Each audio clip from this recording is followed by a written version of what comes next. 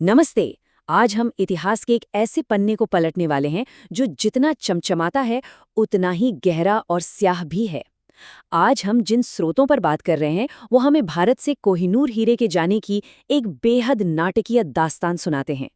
इसमें सिर्फ एक हीरे की बात नहीं है, बल्कि एक बहुत बड़े धोखे और एक ट्रेजिक कहानी का जिक्र है। तो चलिए बिना किसी देरी के सीधा इस कहानी में उतरते हैं और देखते हैं कि हमारे आज के स्रोत इस पूरी घटना को किस तरह से पेश करते हैं। कहानी की शुरुआत हम इस एक बेहद चौंकाने वाले कोट से करेंगे। मैं लॉर्ड डलहौजी हूँ और मैंने एक 10 साल के मासूम बच्चे को डरा धमकाकर भारत का कोहिनूर हमेशा के लिए छीन लिया। सुनकर अजीब लगा ना? दरअसल स्रोत सामग्री जानबूझकर इस कहानी को कुछ इसी तरह से हमारे सामने रखती है। वो अंग्रेजों द्वारा कोहिनूर हासिल करने को कोई महान जीत नहीं मानते, बल्कि इसे कायरता और एक डरे हुए छोटे से बच्चे के साथ की गई चालाकी के रूप में दर्शाते हैं। रंजीत सिंह की आखिरी इच्छा। इस पूरी कहानी को समझने के लिए हमें थोड़ा पीछे चलना होगा, साल 1839 में। तो बात शुरू होती है शेरे पंजाब के नाम से मशहूर महाराजा रणजीत सिंह के अंतिम दिनों से। स्रोत ऐसा दावा करते हैं कि अपनी मृत्यु शैया पर पड़े महाराजा रणजीत सिंह को अचानक इस बात का एहसास हो गया था कि ये जो नायाब हीरा है ना, ये दरअसल शापित है। एक ऐसा भयानक श्राप जो बड़े से बड़े साम्राज्यों को निगल सकता है। इसीलिए उन्होंने अपनी आखिरी सांस लेने से ठीक पहले ये आदेश दिया कि इस हीरे को तुरंत पुरी के जगन्नाथ मंदिर में दान कर दिया जाए। उनका मानना था कि ऐसा करने से इसका श्राप टूट जाएगा। लेकिन पाठ हमें बताता है कि उनके लालची मंत्रियों ने उनकी इस अंतिम इच्छा की कोई परवाह नहीं की और इसे नजरअंदाज कर दिया। 4 साल का खून खराबा। महाराजा की मौत के बाद जो हुआ, स्रोत के अनुसार वो उसी भयानक श्राप का नतीजा था। 1839 में महाराजा रणजीत सिंह के निधन के बाद सिख साम्राज्य ताश के पत्तों की तरह कैसे बिखरा, वो आप देख सकते हैं। स्रोत हमें बताता है कि कोहिनूर का वो श्राप मानो एक खूंखार आंधी बनकर टूट पड़ा। जरा सोचिए, 1840 से 42 के बीच गद्दी पर बैठने वाले खड़क सिंह और नौनिहाल सिंह दोनों की ही एक के बाद एक हत्या कर दी गई। और इस खूनी खेल के अंत में 1843 में उस विशाल तख्त पर सिर्फ एक वारिस बचा था, और वो था महज 10 साल का एक मासूम बच्चा, महाराजा दिलीप सिंह, जिनकी कमान अब उनकी मां रानी जिंदन कौर के हाथों में आ गई थी। और ठीक इसी समय ब्रिटिश ईस्ट इंडिया कंपनी मानो गिद्धों की तरह इस मौके की ताक में बैठी थी। अब टेक्स्ट यहाँ बहुत स्पष्ट रूप से कहता है कि एंग्लो सिख युद्धों में सिखों ने अपनी पूरी जान लगा दी। उन्होंने बड़ी बहादुरी से लड़ाई लड़ी। तो फिर इतने बड़े साम्राज्य का पतन हुआ कैसे?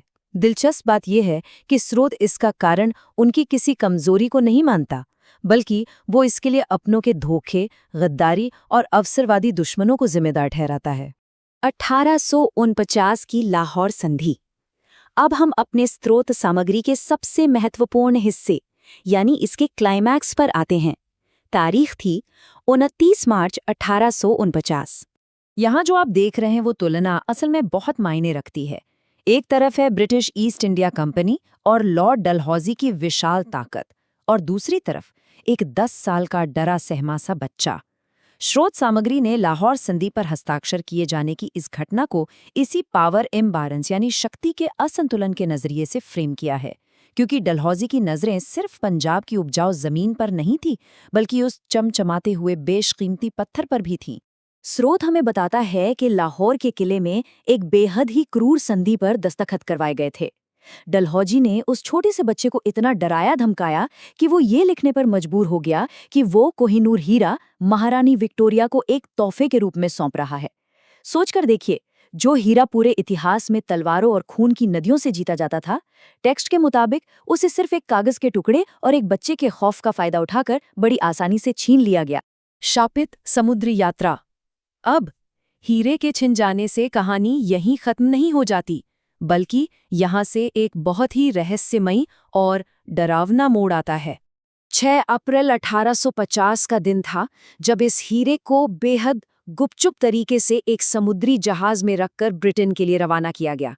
स्रोत बताता है कि इस बात को बिल्कुल सीक्रेट रखा गया था, पूरी गोपनीयता बढ़ती गई थी। लेकिन इसके साथ जुड़ी जो अलौकिक घटनाएं थी ना, वो तो बस अभी शुरू ही हुई थी। स्रोत में इस यात्रा का जो विवरण दिया गया है वो सच में रोंगटे खड़े कर देने वाला है। हुआ यूं कि जहाज पर अचानक हैजा यानी कॉलेरा की भयंकर बीमारी फैल गई और इसके तुरंत बाद एक रूह कपा देने वाला समुद्री तूफान भी आ गया। लेखक यहाँ एक सुपर नेचुरल एंगल डालते हैं और ये दावा करते हैं कि ऐसा लग रहा था मानो समंदर खुद उस खूनी और शापित पत्थर को अपने अंदर हमेशा हमेशा के लिए दफन कर देना चाहता हो। कोहिनूर को दोबारा तराशना। खैर, किसी तरह बचते बचाते वो जहाज और वो हीरा लंदन पहुंच ही गया। लेकिन कोहिनूर का सफर और इसका बदलना यहीं नहीं रुका। 105.6 ये जो नंबर है ना, ये सिर्फ एक आंकड़ा नहीं है। ये दरअसल उस हीरे के अस्तित्व में आए एक बहुत ही बड़े बदलाव का प्रतीक है। देखिए, जब कोहिनूर भारत में था तो ये 186 कैरेट का एक अनगढ़ पत्थर हुआ करता था। लेकिन जब इसे महारानी विक्टोरिया और प्रिंस एल्बर्ट को दिखाया गया तो अजीब बात ये हुई कि उन्हें ये पसंद ही नहीं आया। उन्होंने तुरंत डच जौहरियों को बुलाया और इसे दोबारा तराशने का हुक्म दे दिया। इसका नतीजा क्या हुआ? इसका वजन घटकर सिर्फ 105.6 कैरेट रह गया। स्रोत यहाँ एक बड़ा तर्क देता है कि अंग्रेजों ने भले ही हीरे की एक नई चमक पाली हो, लेकिन ऐसा करके उन्होंने असल में उसके ऐतिहासिक वजूद का एक बहुत बड़ा हिस्सा हमेशा के लिए काट कर फेंक दिया। इसी बात के साथ टेक्स्ट एक और बेहद दिलचस्प तथ्य भी साझा करता है।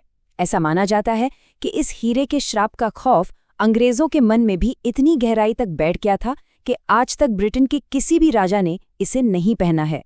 जी हाँ, महारानी विक्टोरिया के बाद से इसे केवल रानियों द्वारा ही पहना गया है, ताकि इसके कथित श्राप से खुद को बचाया जा सके। है ना कमाल की बात? आधुनिक समय की बहस। इतिहास की इन पन्नों से निकलकर अब हम सीधा आज के समय यानी 21वीं सदी में आते हैं। देखते हैं कि स्रोत के अनुसार आज कोहिनूर की स्थिति क्या है। आज के समय में कोहिनूर लंदन के टावर ऑफ लंदन में एक बुलेट प्रूफ कांच के पीछे कैद है। स्रोत इस बात पर बहुत जोर देता है कि हर दिन लाखों पर्यटक सिर्फ इसकी चमक देखने आते हैं, लेकिन उस चमक के पीछे जो एक बेबस बच्चे की कहानी है, जो एक गिरे हुए साम्राज्य की चीखें हैं, वो शायद किसी को सुनाई नहीं देती। और जैसा कि लेख में स्पष्ट रूप से बताया गया है, ब्रिटिश सरकार आज भी इसे अपनी जायदाद बताकर लौटाने से साफ इनकार करती है। और यही बात हमें इस अंतिम और बेहद सोचने पर मजबूर कर देने वाले सवाल पर लाकर खड़ी कर देती है। क्या कागज के एक धोखे से लिया गया कोहिनूर वापस भारत आना चाहिए? स्रोत के अनुसार ये कहानी सिर्फ एक कीमती पत्थर की नहीं है, बल्कि ताकत, धोखे और इतिहास की विरासत की है। आज की हमारी इस चर्चा में हमने देखा कि स्रोत इस ऐतिहासिक घटना को किस नजरिए से देखता है। ये एक ऐसा सवाल है जिस पर हम सबको गहराई से विचार करने की जरूरत है। आज की इस चर्चा में हमारे साथ जुड़ने के लिए